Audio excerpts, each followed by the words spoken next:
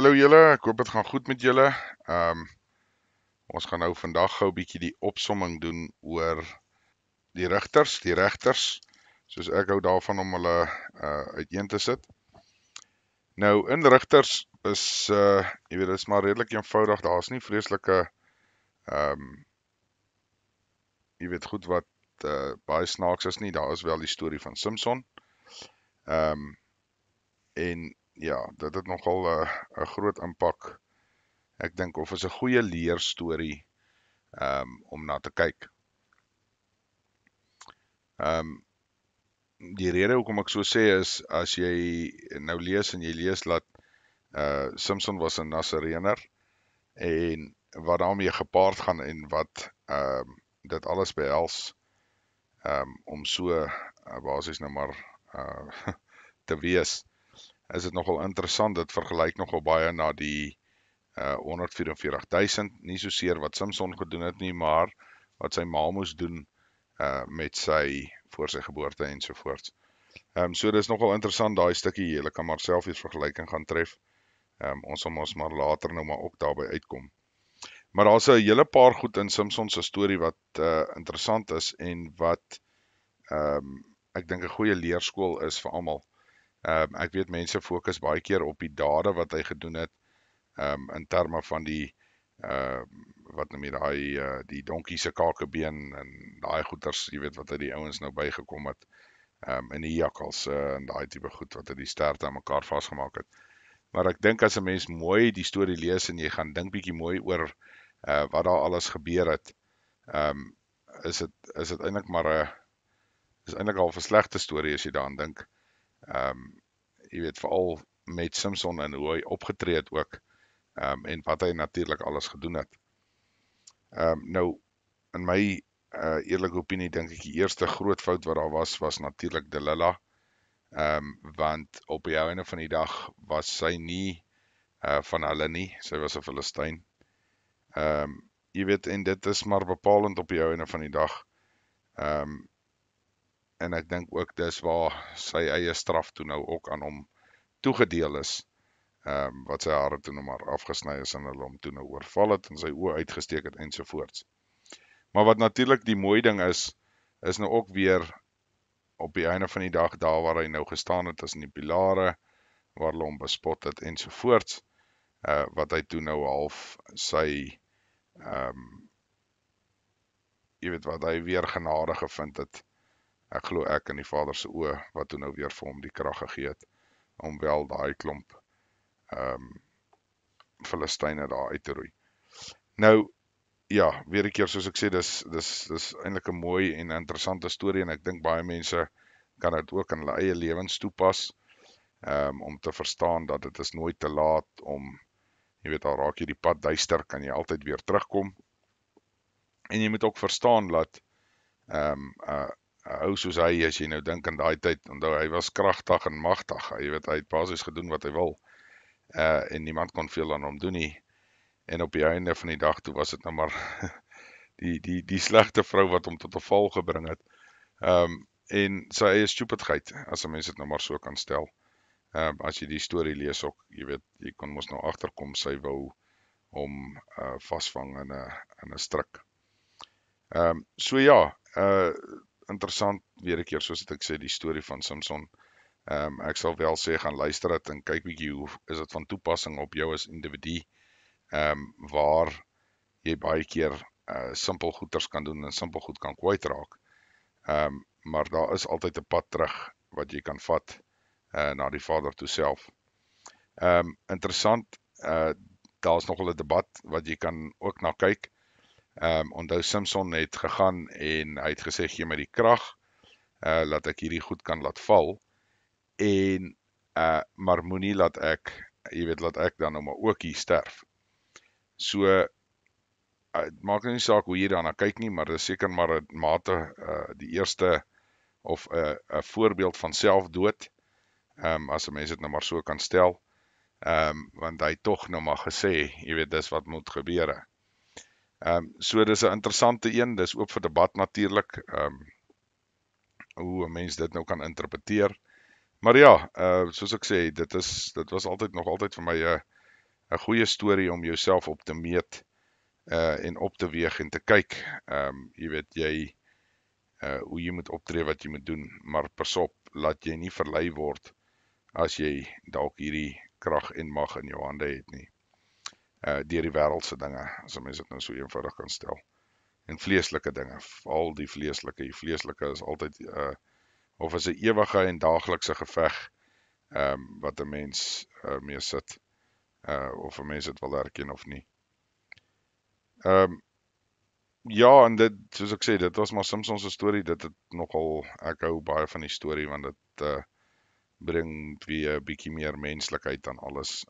Jy weet, laat dit nie so, hoe kan 'n mens sê, jy weet, jy kan sien die swakheid is daar. En ek glo, soos wat ons nou aangaan in die lesery, sal ons nou ook agterkom, en as jy eers by koning Dawid kom en wat hy gedoen het, jy weet, dit is maar 'n snaakse enetjie. Dan wil ek net so vinnig, voordat ons aangaan met rigters, die volgende aspek wat ek wil aanraak, wil ek tog net gou vinnig noem oor Rut. Rut is net 4 hoofstukke. Maar loyaliteit is die groot kern by Rut, en dat sy wel op die ou einde beloon is vir daai loyaliteit, wat ook nogal oulik is. En dan is daar's een aspek wat ek aan wil raak, wat ook weer 'n bietjie kontroversieel is, maar ek dink is tog belangrik dat 'n mens dit moet noem. Ons dink baie keer, en jy kan dit eintlik toepas in vandag se tyd ook, waar as iemand van een of ander plek afkom, dan word hy gelabel as hy van daai plek afkom. En wat ek bedoel daarmee is, as jy dink aan iemand wat byvoorbeeld, kom ons sê jy bly in, wat is nou 'n goeie voorbeeld? Kom ons sê jy bly in Irak. Dan word jy nou, of nee, kom ons sê Saudi-Arabië. Dan word jy dadelik gesien, okay, jy is 'n moslim en jy is van hierdie deel van die moslim geloof. Maar dit is nie noodwendig waar nie, want jy moet verstaan dat in elke land, in elke area is daar maar verskillendes, jy weet, mense wat in een land woon. Is baie maar soos Afrika, jy weet, as jy soos ek wat nou in Suid-Afrika bly, baie mense van ander lande, as hulle nou praat van Suid-Afrika, dan glo hulle juis van 'n spesifieke ethnicity, of ras, as jy dit so wil stel. En dit is nie altyd noodwendig waar nie. So mense moet dit altyd in perspektief hou as mense ook die Bybel lees. Dat baie keer is dit ook die Vader se hand wat sekere mense half terugbring na die volk toe. En dis hoekom ek ook nou half begin het eers met Simpson voordat ek geraak het aan Rut. Want as jy kyk na Simpson, sy groot probleem wat hy aangejaag het, was spesifiek dat hy het die mekaar geraak met 'n Filistynse vrou. Jy weet, en dit is maar waar die probleem ook maar ingekom het. En mens moet verstaan, die Bybel waarsku jou klomp keer teen vermenging. En ja, daar is seker maar 'n deel daarvan wat, kom ons sal nou maar sê, rasgeoriënteerd is, as jy dit so wil stel. Maar die groot ding is ook, kultuur oriëntasie.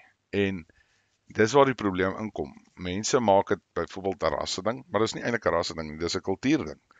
Want op die einde van die dag, as jy glo en sekere metodes volg, dan word jy baie keer word dit afwykend, en jy dien nie die hemelse Vader soos wat jy moet nie, want jy is nou getroud met 'n man van 'n ander kultuur. En ek weet mense like om dit nou swart en wit byvoorbeeld te maak, of swart en Japanees, of wit en Japanees, of wat ook al, of hoe ook al, of Chinese, maak nie regtig saak nie.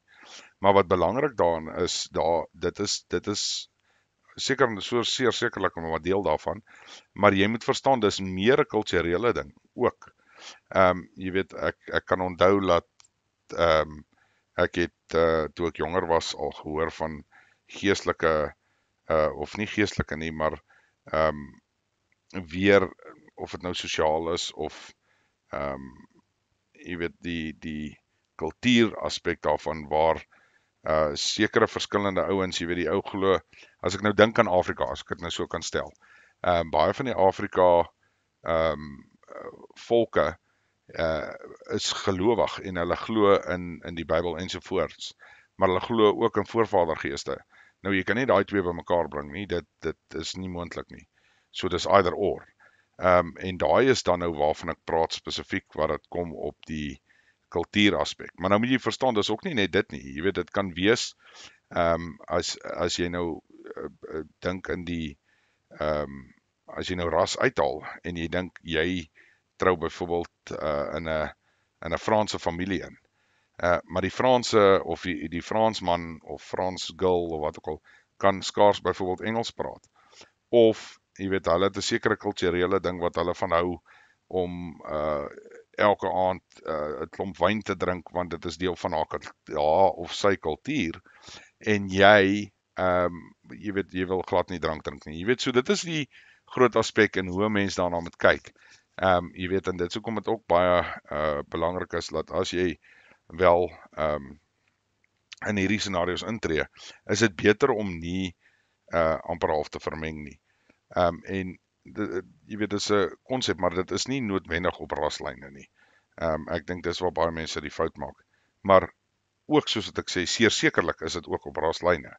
Want as jy kyk die konflik wat dit gaan veroorsaak, nie soseer net in die huwelik self nie, maar dit het ook te doen met die families wat saam in hierdie huwelik is.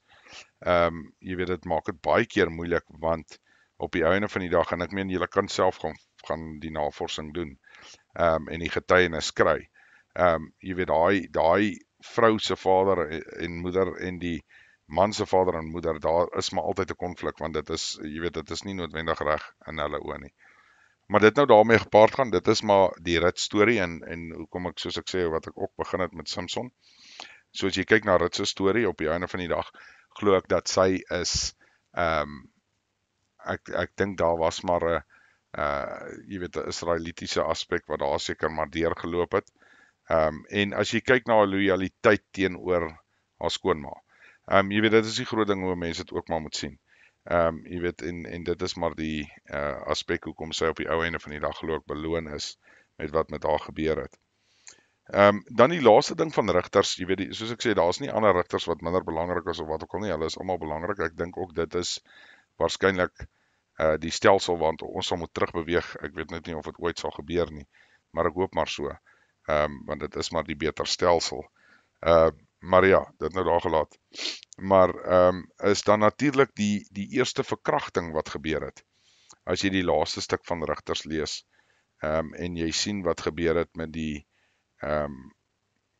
jy weet wat hulle gedoen het met die Levitiese ou en die meisietjie van jy weet sy byvrou wat hy gehad het jy weet in die stam van Benjamin. En hulle is amper vernietig daaroor, dat hulle daai dametjie nou so verkrag het en te kere gegaan het.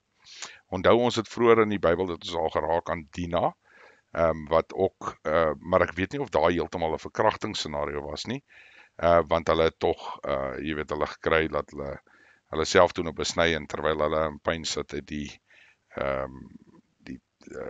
klomp manne hulle gaan doodmaak, die seuns van Israel of Jakob as jy dit so wil stel.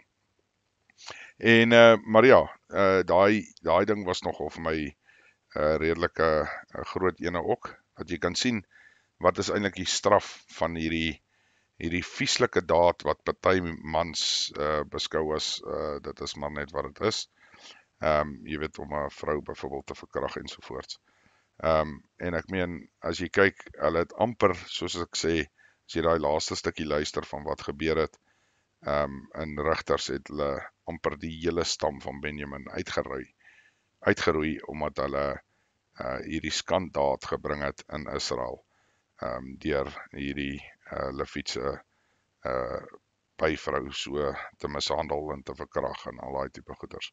So dis 'n belangrike ding om te verstaan en te verstaan dat jy weet, as jy werk op die Bybelse konsepte, die strawwe en die goeders is daar, en ons moet verstaan dat as jy ouens ook by jou het wat sekere skandade uitgevoer het, daai ou moet nie by jou wees nie, want jy word julle behoort nou al te sien, daar's 'n bietjie van 'n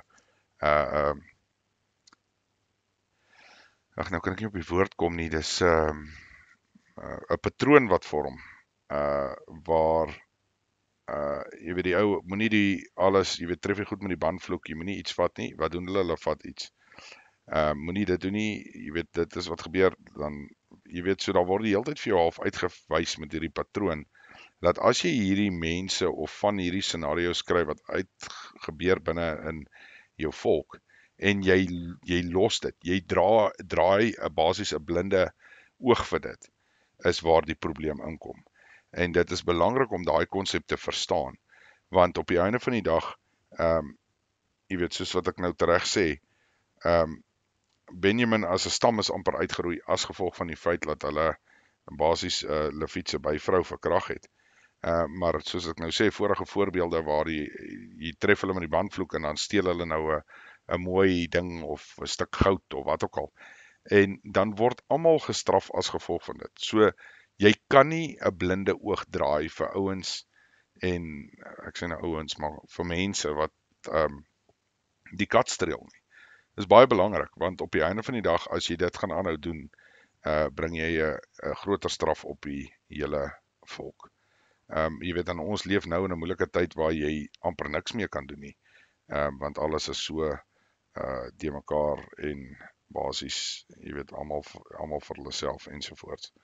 So ja mense, ek wil dit maar ook net genoem het. Ek gaan net weer hier aan die einde ook maar net sê, onthou nou na die verwysing as ek die Bybel lees, die Hemelse Vader se naam vir my, die tetragram, die JHWH is 'n naam wat nie net rondgegooi moet word nie. So ons verwys elke keer as daar byvoorbeeld staan Here in die Bybel, gebruik ek die woord Hemelse Vader. So net in geval as iemand dalk nou nie van die eerste goeters gelees het nie. En dan ja, ek hoop julle geniet dit, die mense wat wel die goedjies luister ensovoorts. En ja, ek hoop die opsomming help iemand. Onthou net mense, weer 'n keer, ek gaan dit ook maar nou net laastens weer sê. Onthou net hierdie is alles my interpretasie. Ek wil dit glad nie afdwing op iemand of wat ook al nie. Inteendeel wil ek net hê jy moet bietjie dieper dink oor die goed. Jy het dalk 'n beter antwoord of iets wat beter van toepassing is vir, jy weet hoe jy dit sien ensovoorts. En dis die belangrike aspek. Dit gaan vir my om net weer mense te kry om eintlik maar die Bybel te lees. Ja, okay julle moet 'n wonderlike dag hê en dan praat ons weer. Bye bye.